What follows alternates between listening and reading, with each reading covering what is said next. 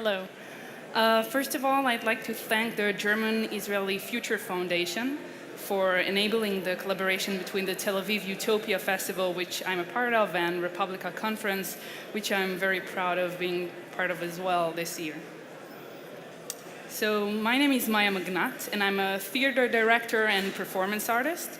In my work, I use my own experiences as material, and since I'm very interested in digital intimacy and the effect of technology on our lives, in the last years I've started to do digital performance. The term of digital performance was coined by Steve Dixon, a professor of performance studies and media performance. It means a performance work in which computer technologies are essential in the content, technique, aesthetics, or delivery form. So today I'll present 4 of my digital performance works and how the subject of online intimacy is addressed in each one. My interest in online intimacy started on OkCupid's online dating site. I was on this site for 4 years and met most of my partners there. But more than that, this site became a huge part of my life because for 4 years, I shared my life with people I met there. I always had someone to talk to, and it helped me feel less lonely. I never met some of these people. Some became my offline friends, but with a lot of them, I shared intimate moments where our souls touched through the screen. But even though the feeling of online intimacy was intoxicating and helped me gain self-confidence, I knew that I was always alone together. Even though I was connected to a never-ending network of friends, I was still alone in my room. The concept of alone together was coined by Sherry Turkle, a psychoanalyst and researcher of human-technology interaction. It became such a major feeling in my life that when I started doing works that combine theater and technology, I found myself drawn to it over and over again. But why are we all looking for intimacy? In her book, Mating in Captivity, Estelle Perel explains that we started looking for intimacy when it started being harder to get. The industrialization and city life made people lonelier and disconnected, and intimacy became the answer for a life of isolation. The subject of online intimacy has been a major research subject since the 90s. The early researchers of the web argue that there is no way for real intimacy to occur online because the web is limited and lacks the information we have in face-to-face communication. Technology has killed intimacy. But today, there are new approaches, like Stefana Broadbent, a digital ethnographer that argues that because technology makes us feel more exposed, we have an even bigger need for intimacy. We use social networks to stay in touch with our loved ones and tighten our relationships with them.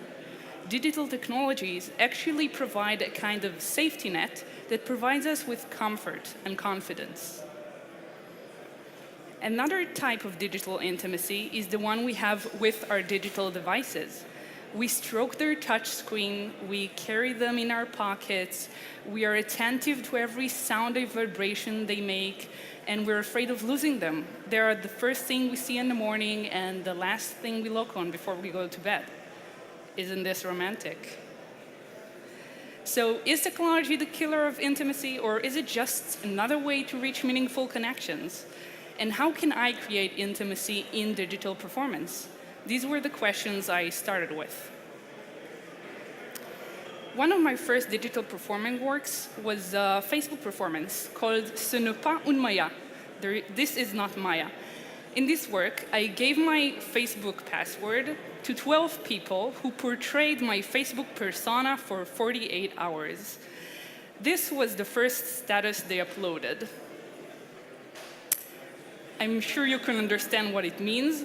My family and my partner's family also understood what it meant, but they didn't know it was a part of an art project, which led to a few unpleasantries. The idea of the project was to deconstruct my online identity. We normally use Facebook as a marketing tool and show only the good parts edition of our lives. So during these 48 hours, I split my Facebook persona and let the operators play with it. I gave them permission to read my private messages, chat with my friends, and do everything they wanted on my profile, which left me very exposed. Usually not even your parents or your partner get to see the backstage of your profile, and here 12 people were welcome not only to look, but to touch. Furthermore, their action had an actual effect on my offline life.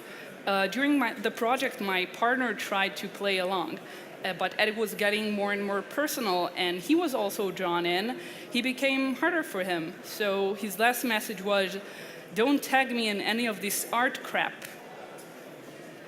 I may have succeeded to create intimacy with the operators during this performance, but it was somewhat forced, and certainly not mutual, because I was the only one exposed and the only one in danger. The next work I'm going to talk about addresses the subject of intimacy in a more complex way. The Player Users is a play for 4 actors and 4 tablets.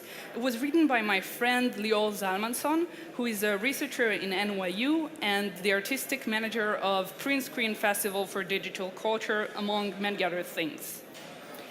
We started working together because we share an interest in theater and technology, and I really wanted to direct this play because it was the first Israeli play I read that dealt with technology as a theme. And also it was a great opportunity for me to use digital devices on stage. The play doesn't follow one plotline, but consists of 13 different scenes. It deals with relationship between people in the digital age and how technology affects our everyday life. Every scene in the play showed these subjects from a different perspective, placing a theatrical black mirror in front of the audience. 4 actors played the different characters and used tablets, projections, and GoPro camera to create the visual language of the play. And Small but famous theater here in Israel, where a play investigates how our relationship with technology is shaping our relationship with each other. More in the next report by our very own Mai Palti. סירי, אני מבקש שמעכשיו כל דבר שאני אומר, את עונה בכן אדוני. כן אדוני. יפה. כן אדוני. If Shakespeare knew that technology, Facebook, and Snapchat would be claiming their way to theaters, he would have probably rolled over in his grave, or snapping a cute selfie. Alone Together is a new play by Lior Zalmanson, capturing relationships in the tablet area, alone and together. Falling deeply in love with Siri, dealing with the conflict of in a relationship versus single on Facebook, and the never-ending search for a meaning in Google. These are a few of our daily moments Alone Together is dealing with great courage while looking straight in the eyes of your iPhone.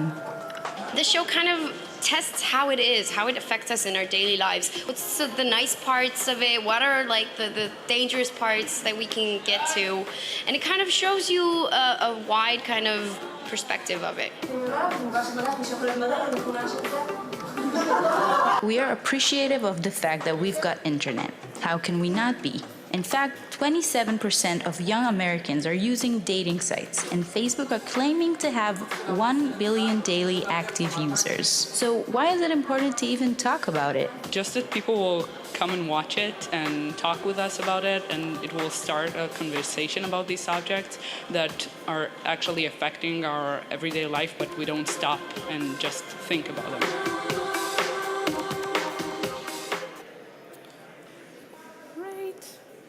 So all the characters in the play try to connect to a person or an object or even a memory. They're all looking for intimacy. A woman goes on what she thinks to be a normal date and discovers that her date works at a friend rental service. A dad tries to teach his son how to fight via Skype, or a couple that tries to change their relationship status on Facebook after breaking up. The play shows how we are drawn apart by technology, treat people as devices and devices as people. Most of the scenes don't have a happy ending, and the characters can't escape their loneliness. But in one scene, the play shows an option for a different ending. A guy and a girl meet for the first time in a video chat room where people can say the truth about each other. As they go on with the game, they become more and more direct and personal. People online usually feel protected behind the mask of anonymity, so they are willing to expose themselves. And this effect is called strangers on a train. Strangers that trust each other because they know they will never meet again. This is why we are more trusting online and develop intimacy quicker than in face-to-face communication. This anonymity helps the character to tell each other the truth until they fully expose themselves and take their clothes off. The actors use the tablets as screens and pass them in front of their body. While the actors stay dressed, the audience can see their naked body on the screens. The actors who are standing facing the audience as though they are in different places turn to look at each other for the first time. Suddenly, it's as if they are together in the same room and not in an online chat room. When they look at each other naked, they ask, "What's next?" A question the audience doesn't know the answer to. Will the characters meet offline? And if they do, will they connect? The next show I'm going to talk about was based on my own online chat experience. When I was working on this project, I met a girl online. Her name was also Maya. I didn't know how she looked like, and I didn't even know her full name. But she was so interesting, I just had to chat with her. It was my first online relationship, and we chatted for a few weeks and shared our thoughts and our fantasies and our experiences until I realized I have been catfished, and Maya wasn't exactly who she said she was. That experience of an online chat with a mysterious being later appeared in Interfacing, a show I created and performed in that deals with the relationship between a woman and the technology surrounding her. The name of the show is, in Hebrew, is When Are We Going to Interface? Which is a word play because the word interface in Hebrew, it resembles the word kiss. So it sounds like, when are we going to kiss? In the show, the technology is represented by a video recording of my lips. In order to bring a relationship on stage, I chose to anthropomorphize technology and create a character with whom I can interact.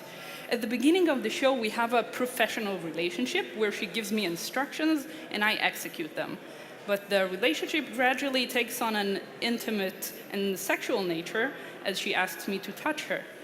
By the end, we unite to form a third entity out of the connection between the live and recorded personas.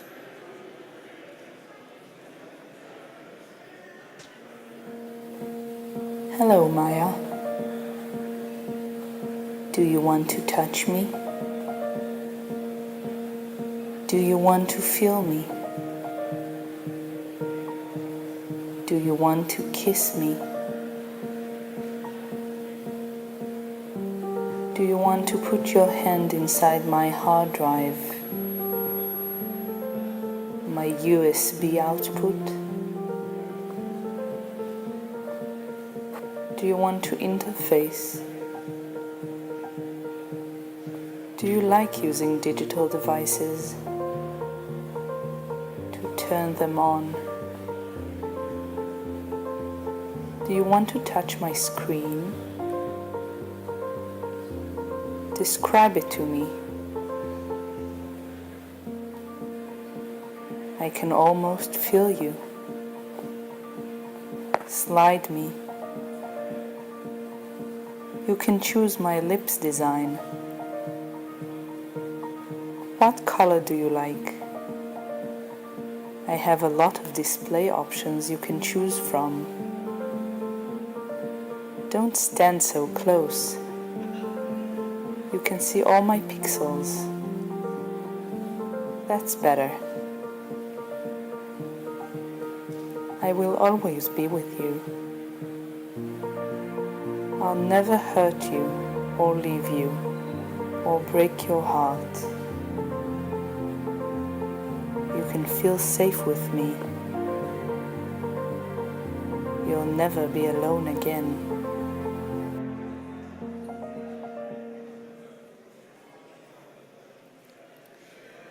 So during this show, I also tried to examine the connection between technology and the audience. The audience is using laptop computers, as you saw. They're playing a computer game with a digital avatar and interface with the technology lips and use their smartphones. And through their participation, they become a part of the show. The audience, unlike me, have a choice of reacting to technology as they see fit. So will they connect or try to disconnect? In the middle of the show, there's a blackout. All the screens turn off and the lips disappear. The audience doesn't know that the blackout is a part of the show and try to help me to turn the power on. We understand how dependent we are on technology, how much we need it, and how helpless we are without it. When the technology is gone, the audience and I unite for the first time. We are together alone in the dark. I ask the audience to use their phone's lighted device and describe to them what they would have seen if the technology was working. As the performance draws to an end, I am in my underwear and stand very close to the audience. I peel off my skin as an image for the metamorphosis I undergo in order to connect with the technology and become one with it. Following my connection with technology, my body remains still on the table as the audience leaves the room.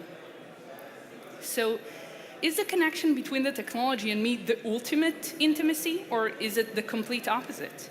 On the one hand, we are connected. We share the same body, the same thoughts and feelings, like every lover desiring to become one with his loved one. On the other hand, if we become one, we lose our individual self.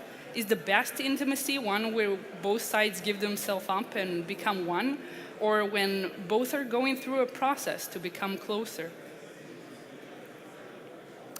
The last project I'm going to talk about was the first time I created a more mutual frame for intimacy. This is a work in progress called Coded, a performative video game for a single player and a performer that deals with mediated communication. During this performance, I'm sitting next to a computer attached to it by USB cables that seem to be going out of my body. The player is invited to use the computer in order to activate me. He can choose between different actions like kiss, hug, pain, passion, compassion, etc. After choosing an action, the player will get instructions that will tell him what he needs to do in order to start the action he chose. Every action has its own price, and the player has to decide if he's willing to play. Coded is an attempt to deconstruct and reveal my code, creating an intimate, interactive program of my mind that the player can activate. The player activates me, but is also being activated by me at the same time. In the performance, I reveal my intimate feelings and thoughts, but also encourage the player to share his. For example, if the player chooses the action naked, they need to take off an item of clothing in order to make me remove one too. So this is my user interface with 12 actions the player can choose from. But my code can also be hacked. A playful player can ignore the instructions and try to activate me in different ways. For instance, he can try talk to me and ask me to do a different action. I can choose whether I like to react or not. A relationship is created between the player and me. Our communication is mediated through a computer, but through it we share stories and touch each other physically and emotionally. This mutual sharing of feelings and thoughts is what intimacy means. It's a dynamic process where both partners learn about each other. Intimacy is the ability to expose ourselves and share feelings, fears, and wishes, but also the ability to enable this sharing from a partner. Coded is my most interactive work and it is why it enables a more intimate connection with the player. When we both share feelings and thoughts, it creates a chance for intimacy. To conclude, I've talked about 4 of my works and how they deal with the subject of intimacy. I try to create intimacy between the performer, technology, and the audience, and use my own body, experiences, feelings, and thoughts as material. The theater, or performance art as a medium, enables me to create an alone-together experience.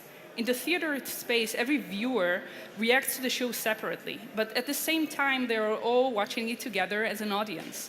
This live experience is a great metaphor for online communication, for it can be both lonely and very communal. Today, we are used to seeing technology as the killer of intimacy, but as our relationship with digital devices is becoming stronger, new approaches present the advantages of mediated communication. As an artist, I think it's important to use technology as a tool to create intimacy, to help us see the devices we know so well in a different light, as something we can use to get closer to each other. I don't think online intimacy is better than face-to-face one, but see it as a different kind of intimacy that has its own pros and cons.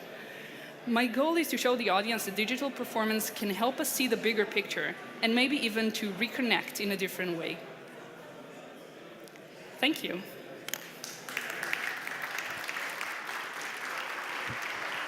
Thank you, Maya. And now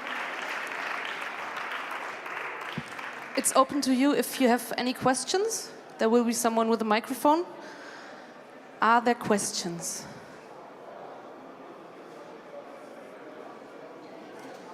Did you want to say something? No. Are there questions? So no, then maybe you want to talk with her in privacy or intimacy, then maybe she's around there and talk with you. And then now we have a 20-minute break and then we restart in German mit dem Thema Kunst- und Kulturvermittlung. Wie geht das? Bis gleich.